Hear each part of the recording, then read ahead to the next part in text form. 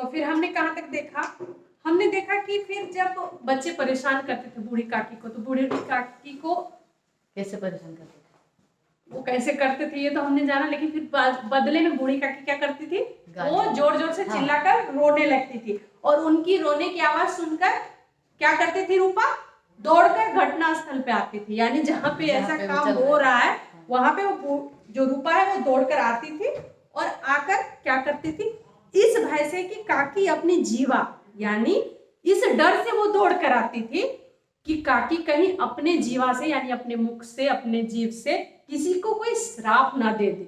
ठीक है, कदाचित यानी कहीं भी वो कोई श्राप, क्योंकि मैंने पहले ही आप लोगों को बताया कि रूपा भड़े वो क्रोध अवस्था में रहती है, चिल्लाती चीखती है, लेकिन वो भगवान से डरती है और उसको पता है कि जो बच्चे कर रहे हैं वो गलत है और इसके बदले में अगर काकी ने कोई श्राप दे दिया तो उसको भगवान से तो डर था, इसलिए वो दौड़कर आती थी और बच्चों को सेव करती थी, बचाती थी, है ना। फिर संपूर्ण परिवार में यदि काकी से किसी को अनुराग था, अनुराग यानी लगाव था, प्रेम था, स्नेह था, तो किसे था, तो वो बुद्धिराम की छोटी लड़की लाडली थी। यानी कि लाडली यहाँ पे नाम है, बुद्धिराम की सबसे छोटी बेटी है जिसका नाम लाडली है और वो काकी से बहुत टच में रहती थी, काकी को पसंद करती थी, काकी भी उसे बहुत पसंद करती थी, यानी वो काकी को परेशान नहीं करती थी। ठीक है, तो वही राइटर ने कहा है कि पूरे परिवार में अगर किसी को लगाव था काकी से तो बुद्धिराम की सबसे छोटी बेटी लाडली को। लाडली अपने दोनों भाइयों के भय से अपने हिस्से की मिठाई चबेना बूढ़ी काकी के पास बैठकर खाया करती थी।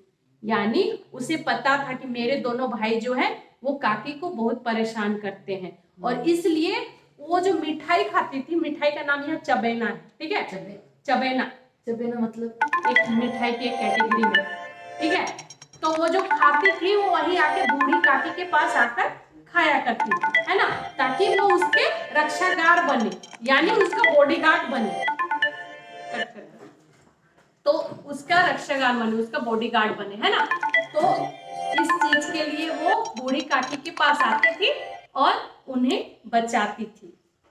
रात का समय था, अब कहानी यहां से हमारा प्रारंभ हो रहा है, शुरू हो रहा है, ध्यान से सुनिए। रात का समय था, बुद्धिराम के द्वार पर शहनाई बज रही थी। शहनाई समझते हो? हाँ, वो शादी के समय, लगन के समय जो बजती थी।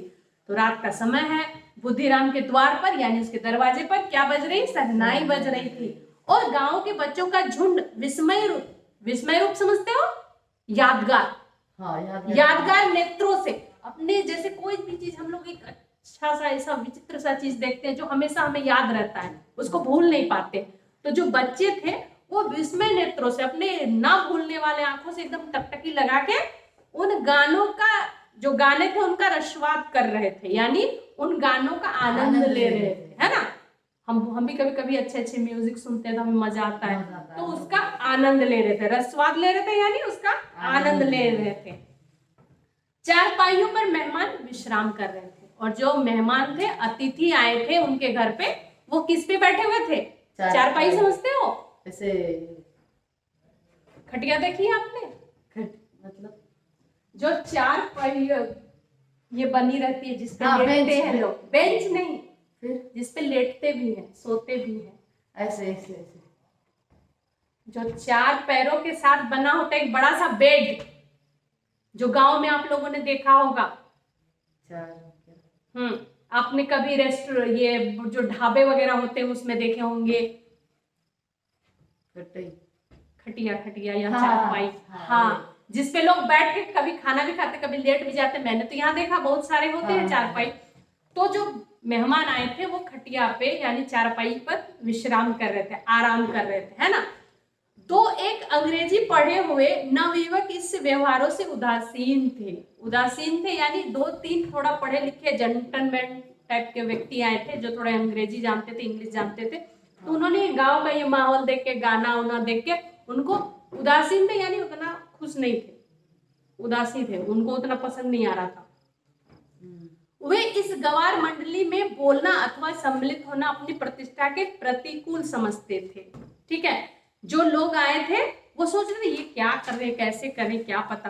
तो इस चीज में सम्मिलित होना यानी उसमें भागीदार होना, जाना या फिर कुछ बोलना अपनी सोसाइटी या फिर अपने तहजीब के खिलाफ समझ रहे थे कि जो कर रहा है करो, हम लोग चुपचाप अपने बैठते, क्योंकि उनको गवार टाइप का वो कुछ लग रहा था, है ना।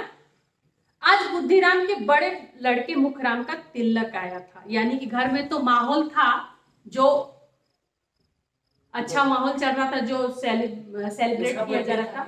नहीं, तिलक, तिलक होता है जब घर में शादी होती है, शादी के 2-3 दिन पहले तिलक होता है, यानी कि जिस लड़के की शादी हो रही है उस लड़के के ससुराल से लोग आते हैं, कुछ कुछ रस्म होती है, ठीक है। ये शादी से पहले 2-3 दिन पहले, हाँ आपके यहाँ ऐसे हल्दी वगैरह कुछ कुछ होती है ना, तो वो ऐसे उसके घर में ये महोत्सव था। कौन सा महोत्सव था? तिलक का, समझ गए? तिलक का वो कार्य चल रहा था। आगे कुछ इस तरह है कहानी। यह उसी का उत्सव था, यानी घर में जो उत्सव का माहौल था वो किस लिए था? बुद्धिराम के बड़े बेटे का तिलक था, है ना। इसीलिए घर में बाजे गाजे गाने उने चल रहे थे, है ना। आगे कुछ इस तरह कहानी है। घर के भीतर स्त्रियां गाना गा रही थी और रूपा मेहमानों के लिए भोजन का प्रबंध में व्यस्त थी। और रूपा क्या कर रही थी? भोजन के लिए वो बिजी थी, व्यस्त थी यानी बिजी थी। भट्टियों पर कढ़ा चढ़े हुए थे। कढ़ा समझते हो आप लोग? भट्टिया मतलब भट्टी, जो बड़े बड़े चूल्हे बनते हैं ना, हाँ हाँ उसको भट्टी कहते हैं। तो यहाँ पे वो नहीं जो आपने गैस सिलेंडर का देखा है वो वाला नहीं, हाँ पता है, गांव में मिट्टी का होता है, उसमें कोयले का बनता है या फिर लकड़ी का भी बनता है। तो भट्ठे थे, तो उसमें कढ़ा चढ़े थे। कढ़ा मतलब वो ऐसे कढ़ाई छोटी होती है और कढ़ा बहुत बड़े बड़े होते हैं, है ना। तो कढ़ा चढ़े हुए थे। एक में पूड़ियां कचौड़ियां निकल रही थी, तो दूसरे में अन्य पकवान बन रहे थे। पूड़ियां कचौड़ी, पूड़ी पूड़ी कचौड़ी देखा है ना, हाँ पूरी, उसे पूड़ी यहाँ पे कहा गया है ना। तो एक में पूड़ी कचौड़ी निकल रही थी, तो दूसरे में अन्य व्यंजन यानी जो भी और अन्य पाक पकवान बन रहे थे वो दूसरे में से बन रहे थे, है ना। एक बड़े हंडे में मसालेदार तरकारी पक रही थी। तरकारी समझते हो? भाजी, भाजी, हाँ सब्जी, मसालेदार सब्जी बन रही थी, पक रही थी। घी और मसाले की सुधावर्धक सुगंध चारों ओर फैल रही थी, यानी पेट को जो भूख बढ़ाए ऐसी खुशबू चारों तरफ फैल रही थी। मतलब इमेज करो, सोचो, उस कहानी को फील करने के लिए आपको वो सोचना पड़ेगा कि ऐसा हो रहा था। बूढ़ी काकी अपनी कोठरी में, कोठरी समझते हो आप लोग? अपने कमरे से अपनी कोठरी में शोकमय विचार की भांति बैठी हुई थी। और बूढ़ी काकी जो कि खाने के प्रति ज्यादा उसको लगाव है, पसंद है, वो ये सब माहौल को देख रही है। गाना बजाना उनके घर में चल रहा है, घर में तरह तरह के व्यंजन बनने की खुशबू उसके नाकों तक आ रही है, जो उसकी भूख को बढ़ा रही है ना। यह स्वाद मिश्रित सुगंध उन्हें बेचैन कर रही थी। और ये जो सुगंध थी वो क्या कर रही थी? बूढ़ी काकी को बहुत बेचैन कर रही थी। बेचैन समझते हो? चैन का अपोजिट वर्ड बेचैन, है ना। तो फिर क्या हुआ आगे? बूढ़ी काकी अपनी कोठरी में शोकमय से विचार कर ये बैठी हुई, तो ये सब कर ही रही थी। ये स्वाद उसको मिश्रित जो मिली जुली खुशबू आ रही थी, कभी कचौड़ी की, कभी पूड़ी की, कभी ये व्यंजन की, उसको बहुत ही बेचैन कर रही थी। फिर उसने क्या कहा? आह कैसी सुगंध है। आह मतलब जहाँ पे हम लोग अपने व्यक्त करते हैं, हाँ जहाँ पे हम अच्छे को बयान करते हैं ना। आह कितनी अच्छी सुगंध है, वो मन ही मन में बोल रही है। अब मुझे कौन पूछता है? फिर वो क्या बोलती है? अब मुझे कौन पूछता है, घर में इतना अच्छा माहौल चल रहा है। जब रोटियों के ही लाले पड़े हैं, तब ऐसे भाग्य कहा कि भरपूर पूड़ियां मिले। अब काकी क्या बोल रही है? अरे वाह कितनी अच्छी खुशबू आ रही है, लेकिन मेरे नसीब में ये कहा जब मुझे रोटी पेट भर के नहीं मिलती है, तो यहाँ पूड़ियों कौन मुझे पूछेगा यानी कौन मुझे देगा, है ना। यह विचार कर उन्हें रोना आया। बस इतना ही सोचा बूढ़ी काकी ने, और क्या करने लगी? रोने लगी। कलेजे में हुक सी उठने लगी। देखिए कलेजे में हुक उठना यानी कष्ट का, कष्ट, तकलीफ, मन में कष्ट का, हाँ। तो उसके मन में एक तकलीफ सी दर्द सी उठी, परंतु रूपा के भय से उन्होंने फिर मौन धारण कर लिया। वो उसको मन में आ गया कि अब मैं रोना शुरू करूंगी, सोच कर ही। लेकिन वो क्यों नहीं रोने लगी? क्योंकि उसे रूपा से डर लग रहा था। उसकी बहू जो रूपा है, क्यों? कि अभी रोऊंगी चिल्लाऊंगी, घर में माँ अतिथि है, घर में माहौल इतना अच्छा तिलक का है, तो सब आके चिल्लाएंगे ना, क्यों रो रही हो, हाँ। क्यों परेशान हो, क्यों सबको चिल्ला चिल्ला के ये कर रही हो। तो फिर वो चुपचाप हो गई। किसके डर से चुपचाप हो गई? रूपा के डर से। फूल फूल हम घर में ही सूंघ सकते हैं, ये कह रही है कि फूल हम घर में ही सूंघ सकते हैं, परंतु वाटिका में कुछ और बात होती है। फिर वो काकी मन ही मन में सोचती है कि फूल तो हम घर से ही सूंघ सकते हैं, लेकिन वाटिका में, वाटिका समझते हो? बागीचा, पार्क, हाँ। जहाँ पे फूल लगे होते हैं, लेकिन वहां जाकर सूंघने का तो आनंद ही अलग है। तो ये काकी क्यों सोच रही है कि कमरे से तो मुझे वो खुशबू आ रही है, जो पूड़ियां बन रही है, जो व्यंजन बन रहे हैं, उसके तो खुशबू आ रही है, लेकिन अगर मैं वहां जाके सूंघू तो और मजा आएगा। ऐसा वो बूढ़ी काकी सोच रही है। इस प्रकार निर्णय करके बूढ़ी काकी हाथों के बल सरकती हुई बड़ी कठिनाई से चौखट पर उतरी। बस उसने ये सोचा कि जब मेरे कमरे से ये जो खुशबू आ रही इतनी अच्छी लग रही है, तो मैं अगर जाके वहां से सुगंध लूं तो क्या मजा आएगा। ऐसा सोचा और बूढ़ी काकी ने हाथों के बल रेंगना, हाथों के बल चलते हुए देखा होगा ना बूढ़ी लोगों को, जो चल नहीं पाते वो सरक सरक के जाते हैं ना, आगे बढ़ते हैं। तो ऐसा कर सोचते हुए वो आगे बढ़ने लगी और जो चौखट, जो मेन दरवाजा के सामने चौखट होता है, उसको बड़ी ही कठिनाई से पार किया, क्योंकि वो तो चल नहीं पा रही है, वो हाथों के बल घिसक कर आगे बढ़ रही है।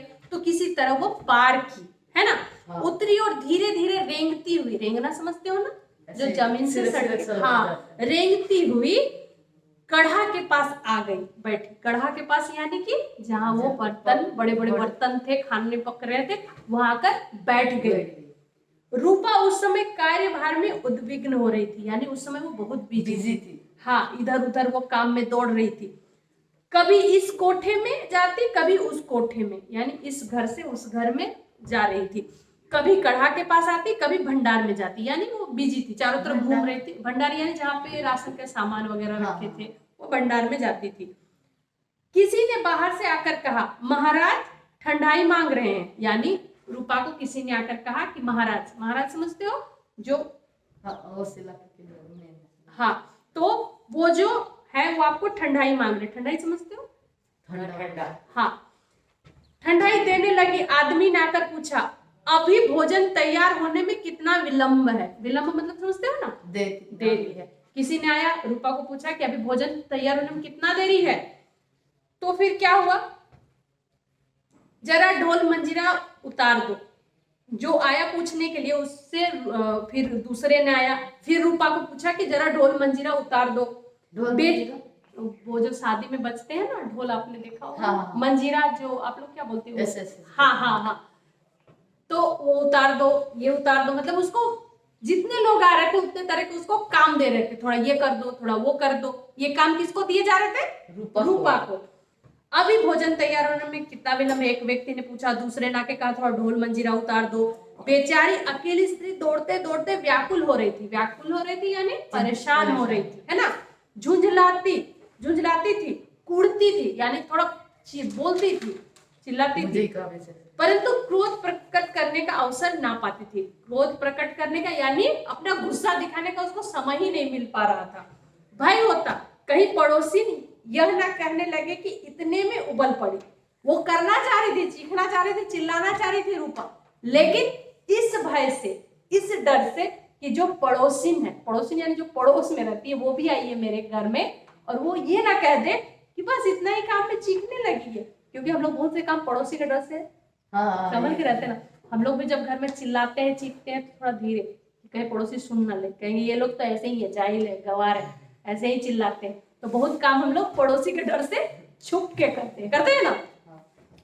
तो प्यास से स्वयं कंठ सूख रहा था। यहाँ पे उबल पड़ती यानी वो जो उसकी धैर्य सीमा है, जो गुस्से की, वो उसको निकल जाता। वो चीखती चिल्लाती, लेकिन सिर्फ पड़ोसी के डर से वो चुपचाप है। पड़ोसिन, देखिए पड़ोसी का अर्थ होता है जो पड़ोस में व्यक्ति होता है, उससे पड़ोसिन उस घर की महिला, है ना। तो उसके डर से वो चुपचाप अपने आप को कंट्रोल करके बैठी हुई है ना।